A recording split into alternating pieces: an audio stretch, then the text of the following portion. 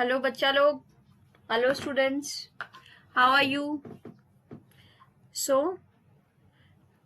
Today we are going to discuss a new chapter. एक new chapter start करेंगे, that is coordination chemistry. So coordination chemistry का आज हम लोग का first lecture. So many students आज इनऑर्गेनिक केमिस्ट्री का चैप्टर स्टार्ट करने जा रहे हैं। हम लोग इनऑर्गेनिक का फर्स्ट चैप्टर, ये इनऑर्गेनिक का मैं बोल देती हूँ कि एक बहुत ही इंटरेस्टिंग चैप्टर है। इसमें इतनी अच्छी अच्छी थ्योरीज है कि इसमें सारे बच्चे इस बहुत एंजॉय करते हैं।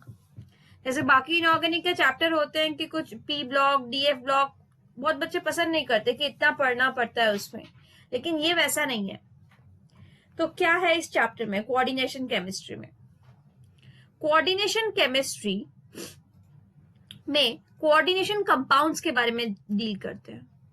अब ये कोऑर्डिनेशन कंपाउंड्स क्या है वो जानना पड़ेगा। तो कोऑर्डिनेशन कंपाउंड यानी वर्ड आया है कुछ कंपाउंड से। तो let's start with this word compound. What is compound? Compound class 6-7 से हम लोग पढ़ते हैं कि जब प्योर एलिमेंट्स को मिक्स करते हैं, व्हेन 2 और more pure elements are mix together, it forms a compound. एक फिक्स्ड रेशियो में, एक फिक्स्ड प्रोपोर्शन में एलिमेंट्स को कंबाइन किया जाता है बाय देयर मास। तो कंपाउंड्स कैन बी सिंपल, एकदम सिंपल कंपाउंड हो सकता है, लाइक वाटर, एमोनिया, ठीक है, एकदम जो सिंपलेस्ट कंपाउंड है, FeSO4, iron sulphate, ammonium sulphate, calcium nitrate, calcium carbonate, simple compounds, ठीक है, ammonium nitrate, ammonium sulphate. But when these, and the second one is addition compounds. Addition means कोई चीज add करके आ रही है, जुड़ रही है। तो एडिशन कंपाउंड्स के under we will divide it into further 2 categories. एक को हम लोग नाम देंगे double salt, double compound, double salt, और एक को हम लोग नाम देंगे coordination compound, coordination compounds. So आज की क्लास में हम लोग सबसे पहले डिस्कस करेंगे ये डबल सॉल्ट और कोऑर्डिनेशन कंपाउंड का डिफरेंस क्या है।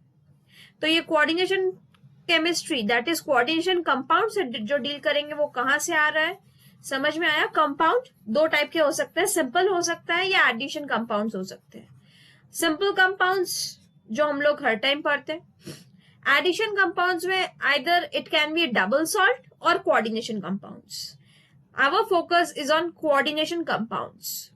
कोऑर्डिनेशन कंपाउंड्स पे पूरा फोकस है हम लोग का इस चैप्टर में, लेकिन हम लोग इस चैप्टर के स्टार्टिंग में हम लोग को बहुत जरूरी है कि डबल सॉल्ट और कोऑर्डिनेशन कंपाउंड का क्या डिफरेंस है। तो राइट डाउन, नेक्स्ट टॉपिक में हम लोग एक साइड में डबल सॉल्ट लिखते हैं और एक साइड हम लोग कोऑर्डिनेशन कंपाउंड लिखते हैं। Now difference, double salt is a mixture of, is made up of 2 salt यानी 2 salt। जब 2 salts are mixed together in equal proportion you get double salt। जब कोई भी दो सॉल्ट, मान लो आप एक आयरन सल्फेट है और एक एमोनियम सल्फेट है, ये 2 अलग अलग सॉल्ट है। इन दोनों सॉल्ट को एक इक्वल प्रोपोर्शन में अगर मैं मिक्स कर दूं तो ये रेडी हो जाएगा डबल सॉल्ट। तो ये डबल सॉल्ट क्या बन जाएगा? FeSO4 डॉट अमोनियम सल्फेट, और साथ में कुछ वाटर ऑफ क्रिस्टलाइजेशन है 6H2O। तो this is double salt. Now double salt में तो फर्स्ट डेफिनेशन क्या होगा?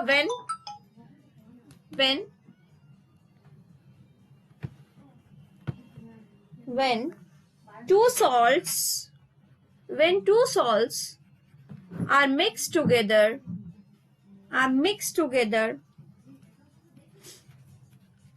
in equal proportion in equal proportion और एक definite proportion, equi molar proportion. Equimolar मतलब दोनों का कॉन्सेंट्रेशन सेम रहेगा। Equimolar proportion you will get a double salt.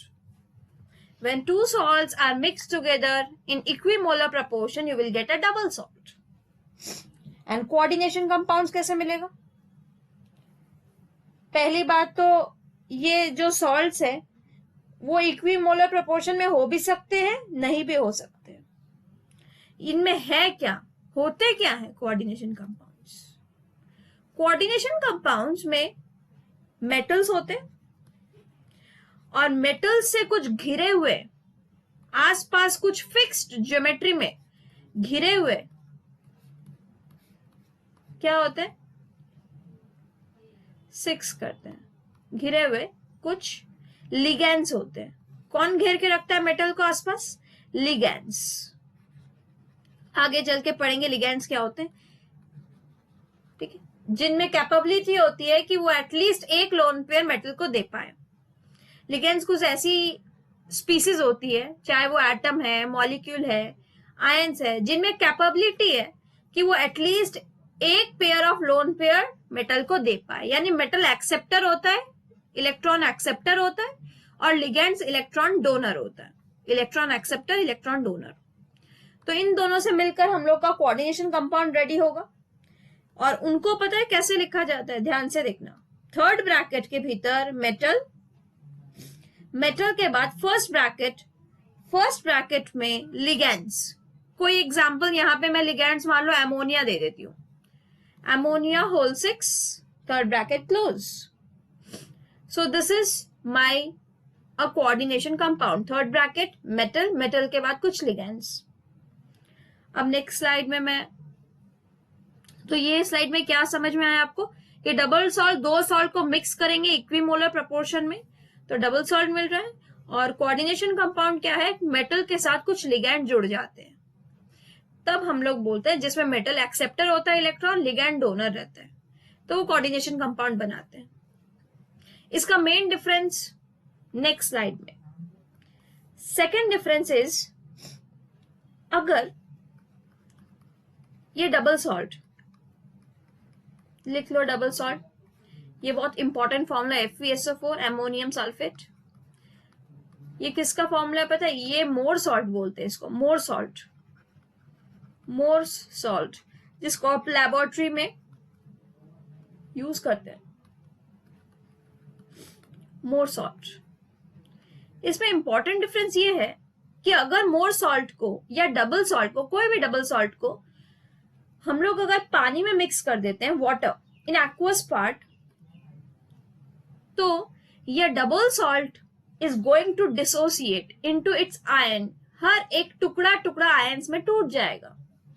तो आयंस क्या क्या है इसमें? Iron, sulphate, ammonia, sulphate, water.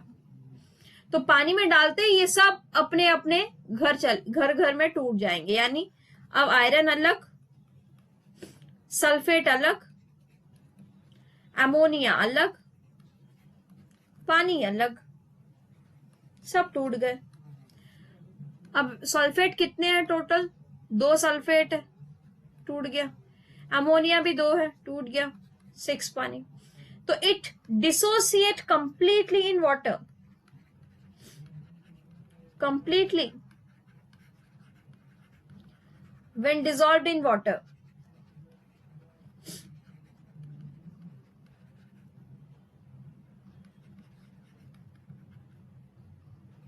इसका मतलब और एक चीज समझ में आ रहा है कि डबल सॉल्ट की जो प्रॉपर्टी है, पानी में डालने से डबल सॉल्ट या मोर सॉल्ट की प्रॉपर्टी नहीं रहेगी, क्योंकि पानी में डालने से तो वो डिसोसिएट हो जाते हैं।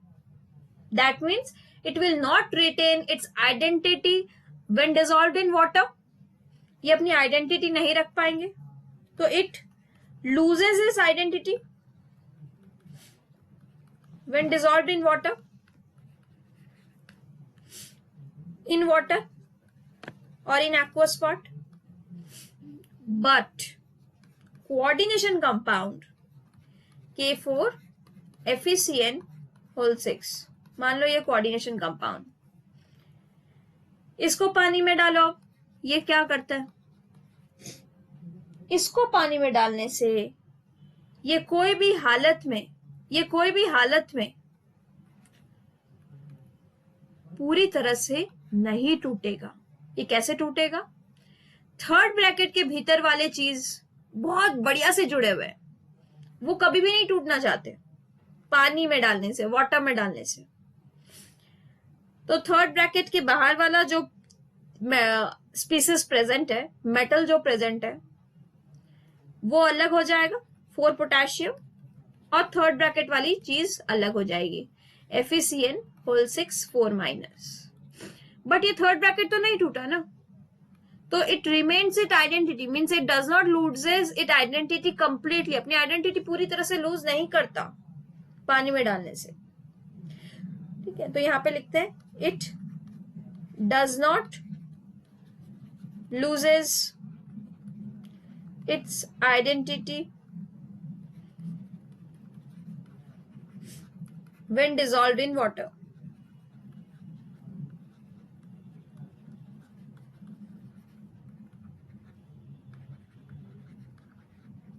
ओके, तो ये अपनी आइडेंटिटी लूज नहीं करता और at the same time dissociate भी नहीं होता। आयंस में पूरी तरह से, आयंस में टुकड़े टुकड़े आयंस में नहीं टूटता, ये कॉम्पैक्ट रहता है, वैसे ही रहता है।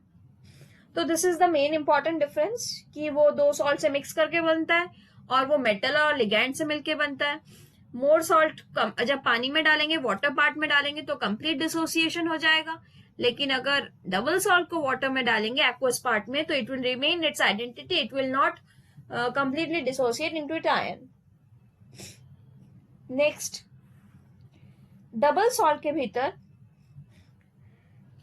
सारे कैटायन एनायन है, तो थर्ड पॉइंट लिखो डबल सॉल्ट का कि दे आर आयनिक बॉन्ड और आयनिक लिंकेज रहेगा, electrostatic force of attraction, they are ionic compounds. Salts क्या होता है? Ionic compounds.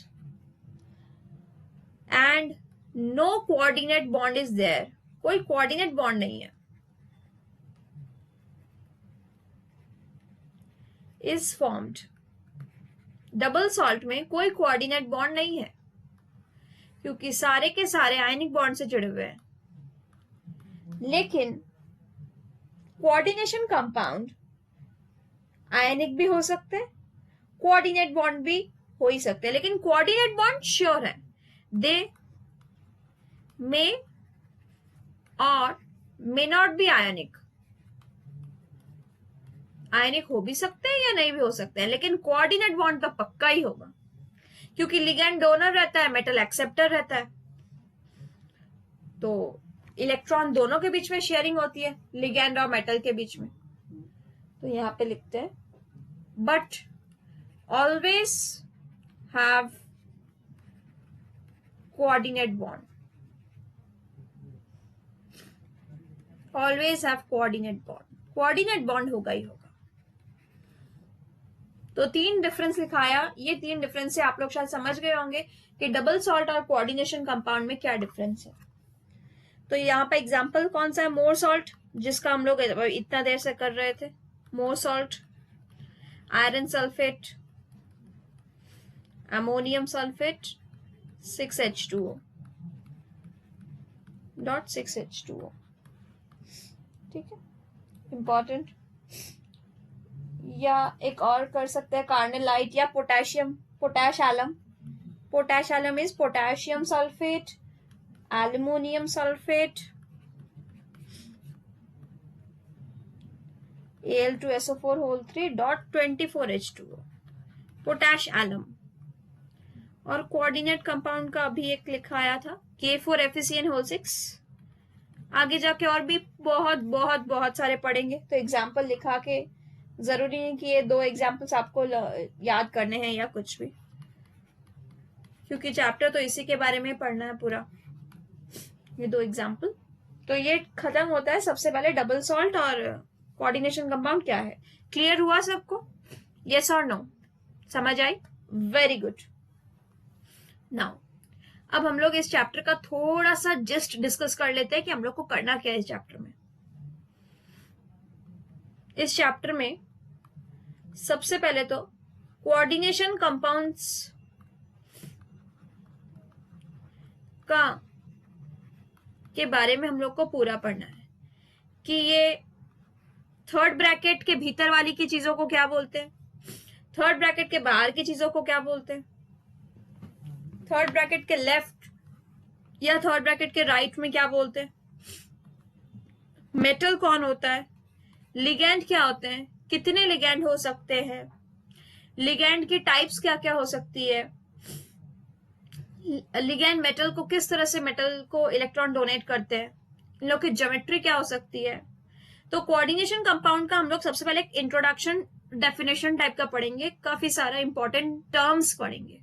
तो सबसे पहला टॉपिक है terms related to coordination compound. Okay, उसके बाद हम लोग देखेंगे एक वर्नर थ्योरी पढ़ेंगे। वर्नर थ्योरी, वर्नर थ्योरी के हिसाब से बोल रहा है कि मेटल का ऑक्सीडेशन स्टेट के बारे में डिस्कस करेंगे कि मेटल की वैलेंसी दो टाइप की हो सकती है। तो Werner theory is important, very easy करेंगे। Then we are going to do its IUPAC name, जो हर साल IUPAC नेम से क्वेश्चन आता है, बोर्ड्स में भी आता है 1 मार्क 2 मार्क, या फिर और JEE मेंस में भी आता है, ठीक है, नीट में भी आता है। तो IUPAC name very important. Next isomerism, अभी का हॉट टॉपिक, हॉटेस्ट टॉपिक, जहां से क्वेश्चन सबसे ज्यादा पूछते हैं, आइसोमेरिज्म्स, ठीक है। आइसोमेरिज्म्स पूरा टॉपिक डिस्कस करेंगे। उसके बाद वैलेंस बॉन्ड थ्योरी,